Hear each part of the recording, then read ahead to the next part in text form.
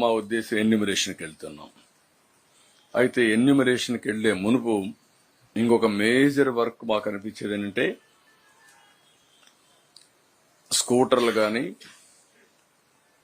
Motor bikes కానీ, ఆటోలు కానీ, కార్లు కానీ ఇన్సూరెన్స్ చేసినట్టు కొంత ఇన్సూరెన్స్ క్లెయిమ్ చేయించడం, ఇన్సూరెన్స్ కానట్టు కూడా చెడిపోవడం. ఇప్పుడు ఇవన్నీ రిపేర్ చేయించడం ఒక పెద్ద ఎక్సర్సైజ్. ఇది కాకుండా మొత్తం చాలా మందికి ఎలక్ట్రానిక్ ఐటమ్స్ ఉన్నాయి ఇండ్లలో.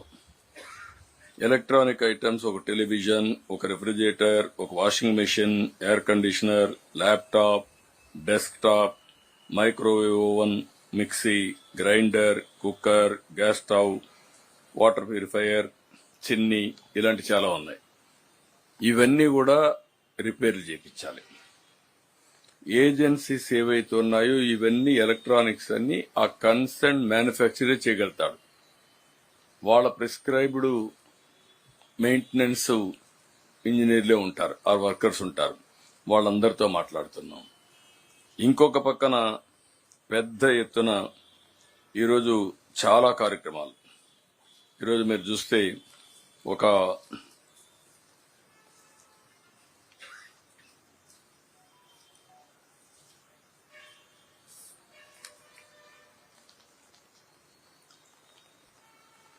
ఎలక్ట్రికల్ ఉన్నాయి, కొన్ని సాచెట్స్ ఇలాంటివన్నీ ఇదే పోవడం, ఎలక్ట్రీషియన్ కావాలి, ఫీజులు పోవడం, అన్ని ప్లంబర్స్, ఇంకొక పక్క పెయింటర్స్, కార్పెంటర్స్, ఇలాంటి చాలా ఉన్నాయి.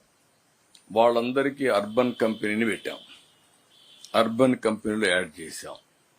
మేము వీళ్ళందరినీ అవైలబిలిటీలో పెట్టాం. గ్యాస్ ఉంది, గ్యాస్ కంపెనీసే చేయగలుగుతాయి. మళ్ళా ఆ గ్యాస్ కంపెనీ సంబంధించిన మెయింటెనెన్స్ చేసే వాళ్ళందరినీ మెకానిక్స్ ని పంపించాలి. ఆ స్పేర్ పార్ట్స్ కూడా వాళ్లే ఇవ్వాలి.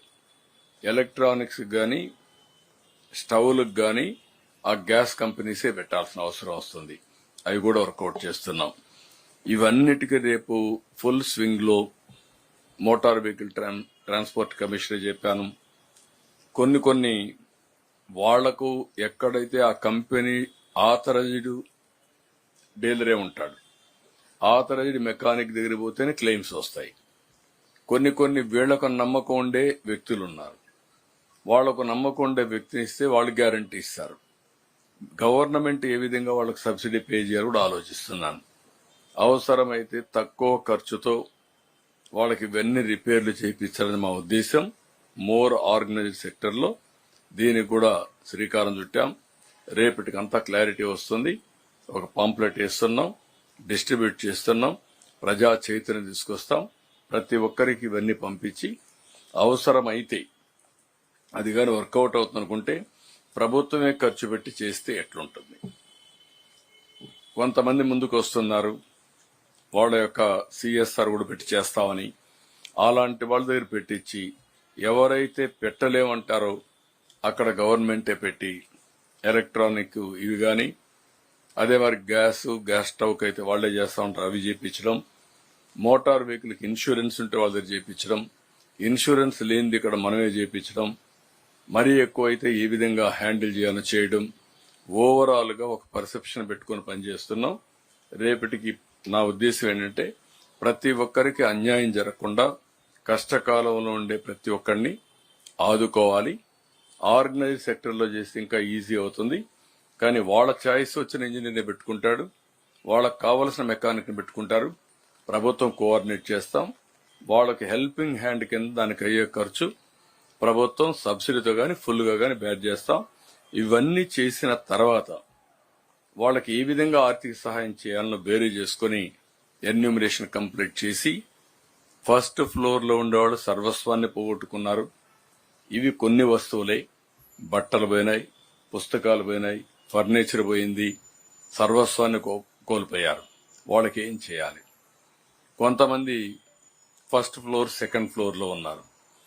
వాళ్ళు ఇన్ని రోజులు పని లేదు, జక్కంపూడి ఉంది.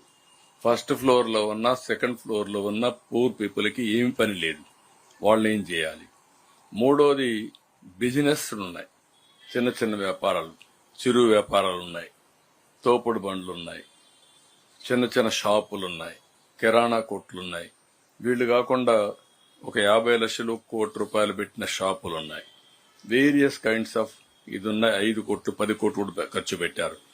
ఇవన్నీ ఏ విధంగా సెటిల్ చేయాలని ఒక అసెస్మెంట్ చేసుకుంటాం. గవర్నమెంట్ ఆఫ్ ఇండియా కూడా సపోర్ట్ తీసుకుంటాం. ఇవన్నీ తీసుకొని దీన్ని నెక్స్ట్ లెవెల్కి తీసుకెళ్లి ప్రతి ఒక్కరికి న్యాయం చేయడం కోసం ముందుకు పోతున్నాం.